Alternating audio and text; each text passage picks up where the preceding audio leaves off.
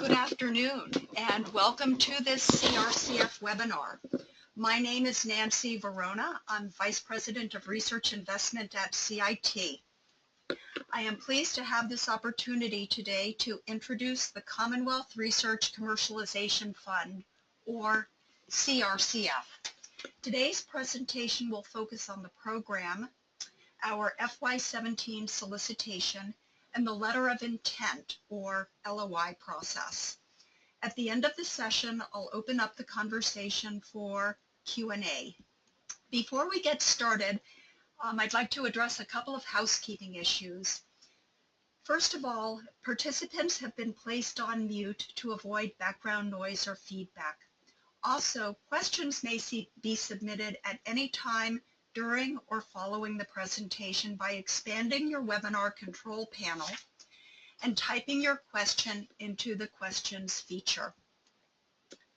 This session, as with all CRCF webinars, is being recorded. The slides will be available on our website by close of business tomorrow, the same place you registered for today's presentation, and the recorded version will be available within a few days. CRCF began 5 years ago, and the program is currently in its 8th round. To date, we have announced 232 awards totaling nearly $20 million. CRCF is available for for-profit technology businesses, public and private colleges and universities, and other institutions of higher ed, federal research labs in Virginia, university research consortia, and other nonprofit research institutions across all regions of the Commonwealth. CRCF is conducted entirely online for applicants. Program guidelines, templates, and other application materials are online via via CIT's website, and the process for submitting letters of intent and applications is online as well. Hard copies or submissions via email are not accepted.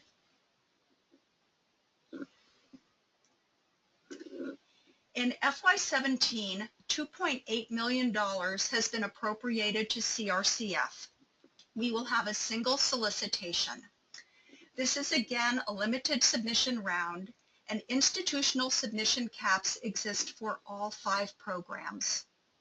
I especially want to call this out for any college or university faculty members participating today, as most, if not all, Virginia colleges and universities conduct an internal competition to select those projects that will be submitted on behalf of that institution. The internal deadlines may be coming up or have been reached, so if you are a faculty member interested in applying for CRCF funding, please reach out to your Office of Sponsored Programs immediately for more information. CIT holds all letters of intent submitted by university researchers until we receive a list of the institution's approved submissions. This slide shows the 5 CRCF programs against the innovation continuum. CRCF is designed to support fairly early stage research and, of course, proof of concept work, as you see here. In some cases, technology development is a little further along. The goal of the CRCF program, in fact, all of the programs, is to drive economic growth in the Commonwealth by investing in technology development. About a month ago, CIT announced the RFP for the FY17 solicitation. The first deadline you'll want to keep in mind is just about a week away, and that is the letter of intent deadline on November 10th. Submissions are due by 5 p.m. Eastern Time that day. For those applicants invited to continue in the process, applications are due by noon on Thursday, January 19th. Late submissions will not be accepted for any deadline. Award announcements are planned for early June 2017. Project work in FY17 must align with one of the 7 primary industry sectors that you see depicted on this slide. These range from advanced manufacturing to unmanned systems. You'll note environment indicates water quality only.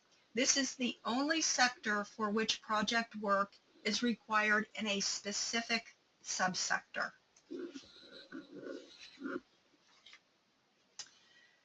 CRCF is seeking applicants with a clear idea of an unmet need or opportunity.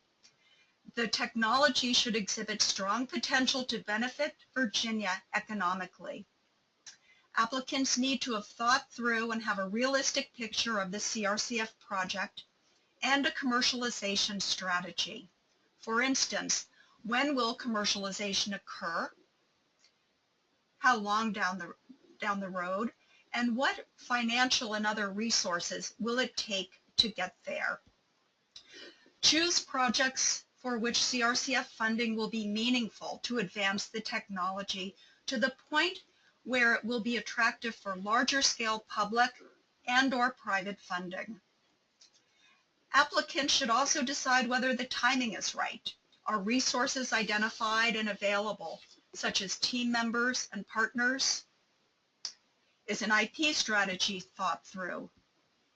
I mentioned the need for having a realistic picture of the project, and this includes an achievable plan of work and a budget and timeline that align with that plan of work. When you decide your technology and the project is at a stage where CRCF is a good fit, there are 5 programs to consider, 3 of which support Virginia's private sector. These are the Commercialization Program, the SBIR Matching Funds Program, and the STTR Matching Funds Program. All 3 programs have a $50,000 award cap per project, and companies are invited to submit up to 2 applications for distinct projects this round. Those 2 submissions can be in any combination of programs. For instance, you might choose to submit 1 commercialization program application and 1 application under the SBIR Matching Funds Program.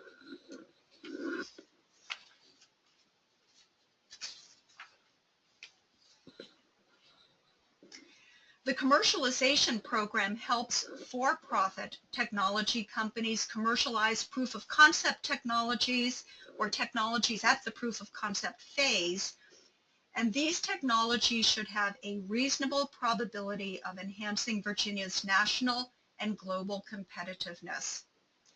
Applicants must have Virginia as a principal place of business for the firm and its CEO.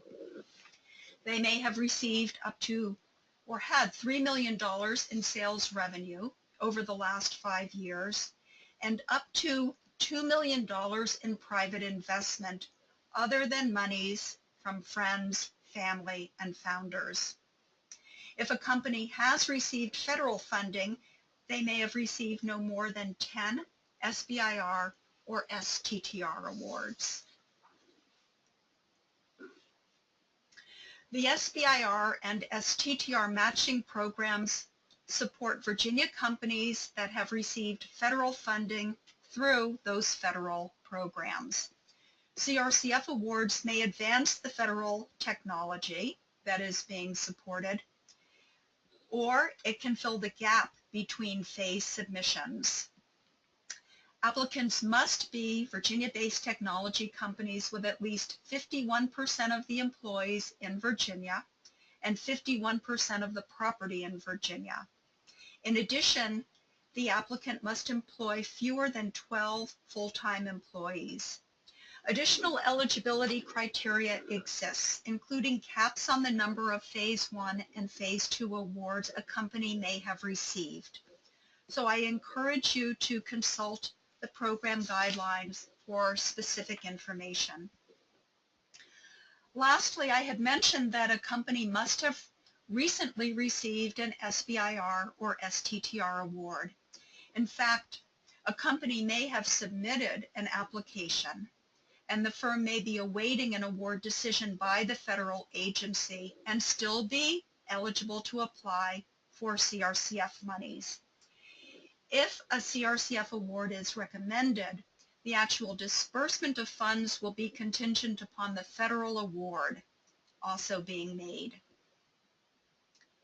Prior CRCF award recipients are eligible to submit and receive FY2017 awards. Projects may be a continuation of a previously funded project or may be for new work. This applies to applicants under any program. Do keep in mind for the SBIR and STTR matching funds program that every award, though, must be with a distinct federal award as its match. Now, the CRCF Matching Funds Program is the first of our non-private sector programs. It is for Virginia's public and private colleges and universities, other higher ed institutions, federal research labs located in Virginia, and university research consortia that include Virginia colleges or university members, as well as other nonprofit research institutes in Virginia. The goal of this program is to assist these organizations in commercializing a technology by leveraging non-Commonwealth of Virginia funding. Projects under the Matching Funds Program, as well as the private sector programs discussed just a few moments ago, should be high potential for commercialization as well as economic impact in Virginia. CRCF projects are expected to focus on technology development work. However, monies may be used for market validation, IP protection, acquisition of materials and supplies, and/or other efforts that support commercialization. Caps on some of these areas do exist, and the program guidelines will provide the complete details. Under the Matching Funds Program, an organization may submit up to 4 letters of intent and applications and receive up to 4 awards total for a maximum of $100,000 each. A principal investigator may submit up to 2 applications, 2 LOIs and applications. The final program offered this round is the Eminent Researcher Recruitment Program. $250,000 per project is available to Virginia's public universities to assist with the recruitment of a top researcher to that institution. The scholar must offer an opportunity for valid research and significant commercialization in Virginia. Recruitment can be at one of 3 stages. A candidate may have been identified. Multiple candidates may be under consideration and the down select process is underway. Or a profile for the candidate may have been developed, a profile for this ideal candidate. Funding under the Eminent Researcher Recruitment Program can be used for startup package support, salary supplements, supplies and equipment, lab upgrades, among other potential uses. I'll mention again that for either of the programs offered to our colleges and universities, researchers need to be in touch with their Office of Sponsored Programs as soon as possible.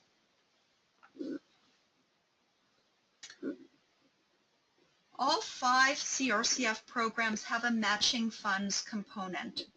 For all but the SBIR and STTR matching funds programs, funds must be provided in an amount equal to or more than the funds requested from CRCF.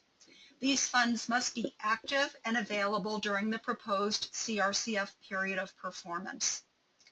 Matching funds can be federal, private, or other non-Commonwealth of Virginia funds that support the same work proposed for the CRCF project and align with the CRCF period of performance. Matching funds can come from other sources as well. These might be materials and supplies, time on equipment, travel, subcontractor or consultant work, salaries for the PI or team members, or waived indirects.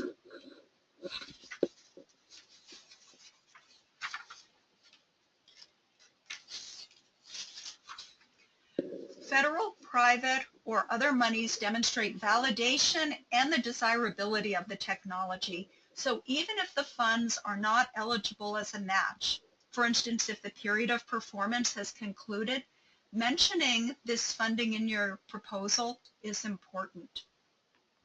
For the SBIR and STTR programs, the federal award serves as the project match. Additional funds supplied by the applicant are not required, but certainly are welcome should the applicant choose to provide these. Now on to letters of intent. LOIs are required. They are a required element of the CRCF application process. They help CIT confirm program eligibility, gauge the potential interest and resources required, and they allow us to begin identifying subject matter experts for the proposal review process. LOIs must be submitted using the online form. A sample LOI is available to download from CIT's website and is previewed on the next couple of slides. As you're preparing your LOI, keep in mind the intent of the CRCF program, which is the commercialization of a high potential technology for which economic outcomes will be generated for the Commonwealth.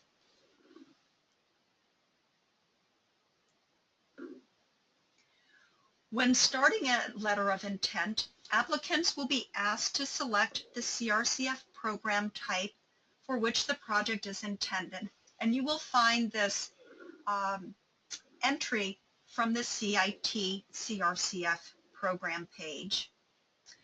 Once you have selected the CRCF program type, the applicant will be asked to confirm their organization type. You'll recall that program eligibility is based in part on the organization type. The program guidelines will aid you in a complete understanding of the eligibility criteria. Next, you'll be asked to enter a project title and select a primary industry sector to which your project most closely aligns. The information in these two fields will roll over into your application and they cannot be changed. Project title should be no more than 150 characters and should describe in layman's terms your proposed project. Applicants submitting more than one letter of intent should provide distinct project titles and distinct project descriptions for each submission. Project descriptions may be a maximum of 2,000 characters. That's about 1/3 of a page. And the project description should provide a high-level overview of your proposed project. This includes identifying the opportunity, your key objectives, your key activities in the plan of work, and the status of the intellectual property. Project description should also be in layman's terms. We encourage you to take advantage of all of that space, those 2,000 characters. Finally, all applicants are asked to certify their eligibility. That is to confirm their organization is compliant with the eligibility criteria outlined in the program guidelines. Finally, the LOIs ask for the principal investigator's name and contact information, their organization's name, city, state, zip code, tax ID, and URL. Letters of intent for the SBIR and STTR Matching Funds program have 3 additional fields. We ask for your federal award number that will serve as the match, or the estimated date of the award if the federal proposal is still under review or you have not yet submitted that application. We also ask whether your award or your proposal is for a phase 1 or phase 2 project. And we ask for the name of the federal agency that has made or will make the award.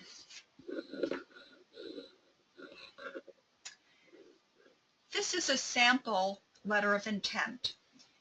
As I mentioned, a PDF version is available to download from CIT's website for your convenience.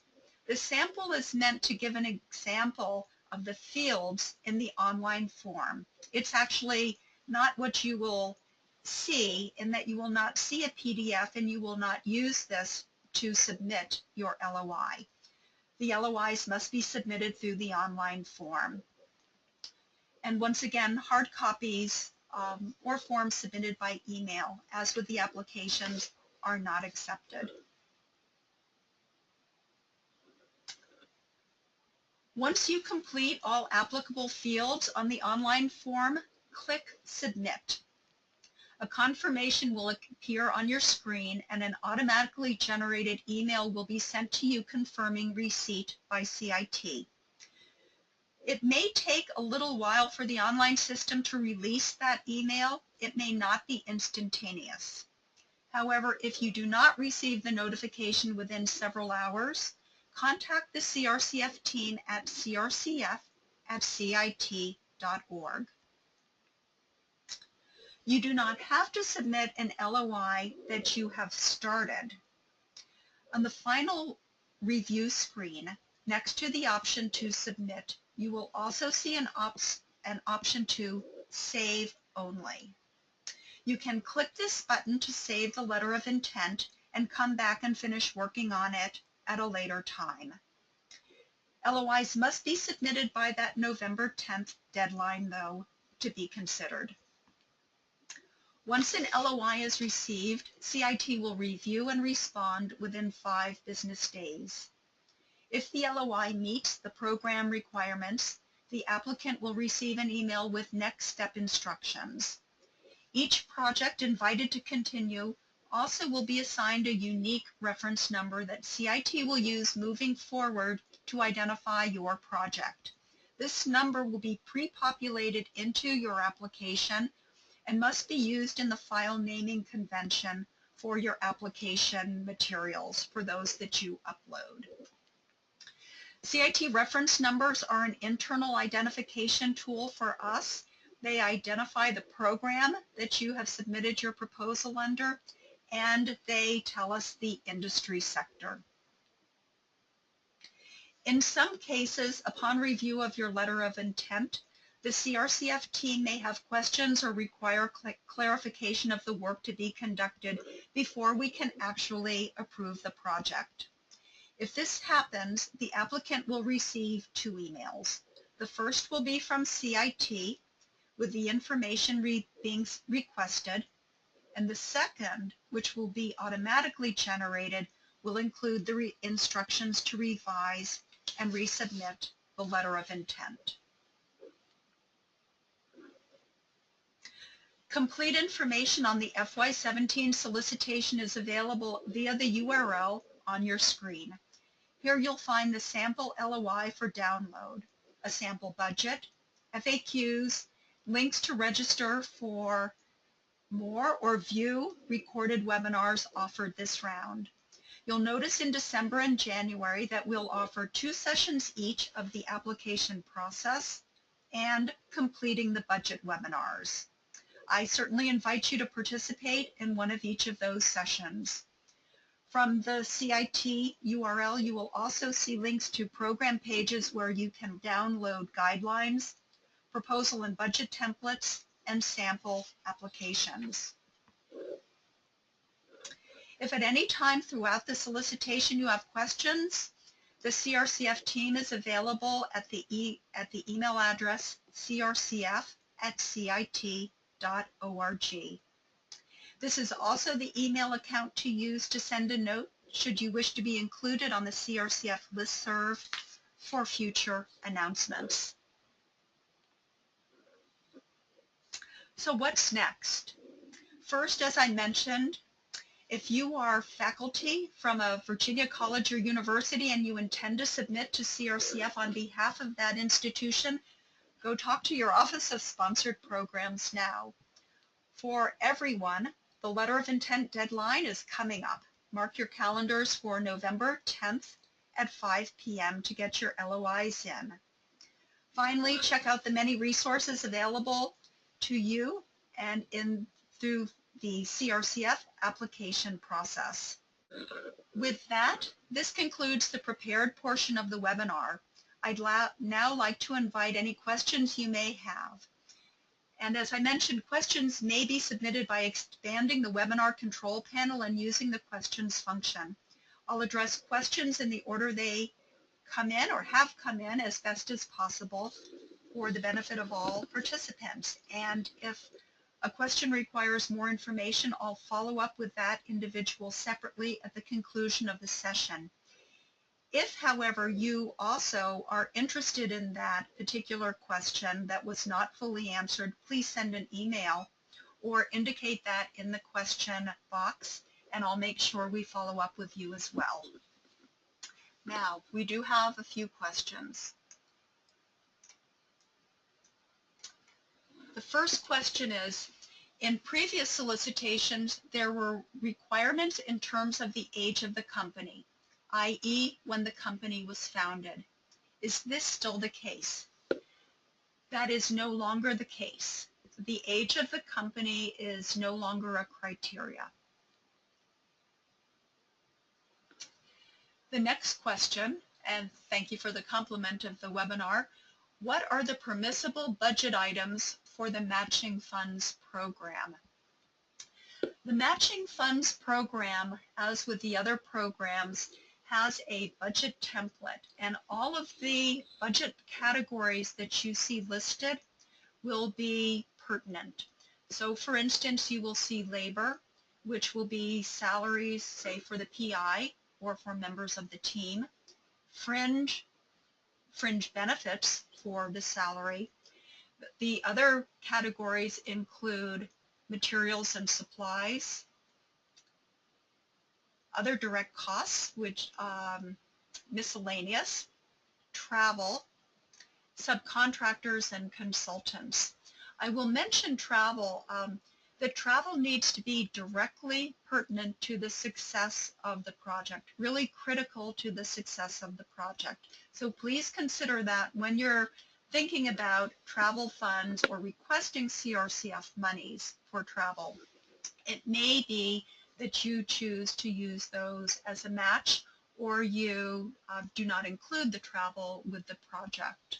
Let's see, for the project description, does the 2,000 character limit include spaces? Yes, it does.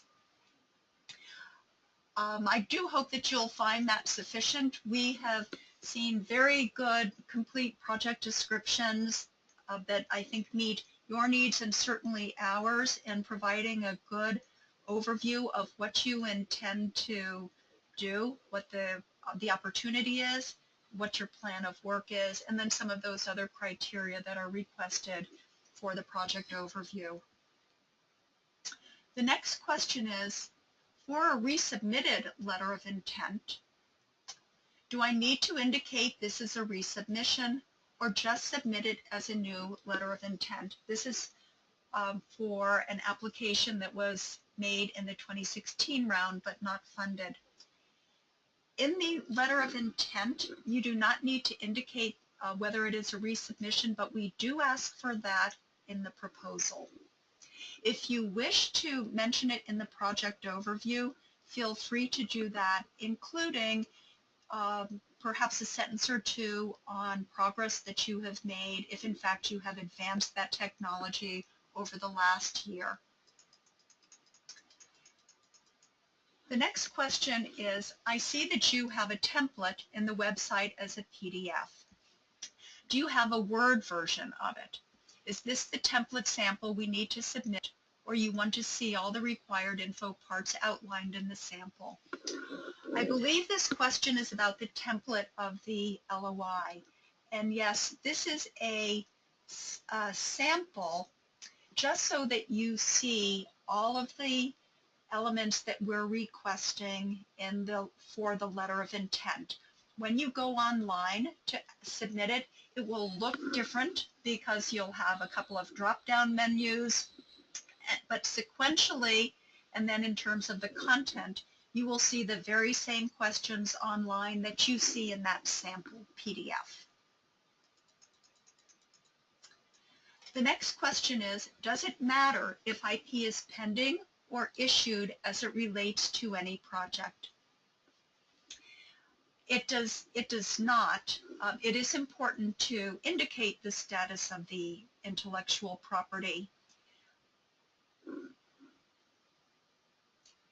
If it is something that you are, for instance, you may have made a disclosure, you may have a patent pending, we ask that you report that. In some cases, rather than a patent, it is a trade secret, and so, or a copyright, and so there may not, in fact, be a patent associated with it. Let's see. I may have answered this question about the 2,000 characters for the LOI project description. That does include characters as well as spaces. The next question is, does the CEO need to be in place prior to the LOI submission, or as long as they are in place prior to the award in 2017? We understand in many cases that staff is being added to, and the company is becoming more robust in terms of its executive or leadership. So if the CEO is going to be in place prior to the award, that is absolutely fine. Please articulate that in your application. And if you would like to, and have space for a sentence or two in that regard, please indicate that in your project overview. The next question is, do we need to submit a budget together with the LOI? A budget is only required at the time of the application. It is not required with the LOI. You are probably keeping in mind at that point the scale of your project. Is it 50,000? Is it 35,000? Is it 100,000 if it's a matching funds program? But your financial estimate or budget are not required with the LOI. The next question is about how much detail would we like included in the abstract? How many words or paragraphs long should it be? And I think that we have covered that. If it has not been, please get back to me. The next question is, if we submitted previous CRCF letters of intent, should we mention that? The company has changed names, but the CEO is the same. Yes, please include a sentence or two about that. The next question is, can funds be requested for costs associated with filing for a utility patent? Yes, they may be. I'd encourage you to look at the program guidelines, and also in the context of every application, do keep in mind that our primary focus is technology development, yet we recognize that there are other types of activities and costs associated with successful commercialization, and certainly protecting intellectual property is one of those. The next question is, are all letters of intent that meet criteria accepted for full proposals? Yes. Letters of intent that meet criteria are accepted. We are always delighted to receive them and then to turn them around as quickly as we can so that you will have 2 months or 2 months plus to develop your proposal. That is the last of the questions. If you have any questions after this session ends, please email us at crcf@cit.org. And thank you all for participating in today's webinar. We look forward to your letters of intent and then to your proposals just a couple of months hence. Good afternoon.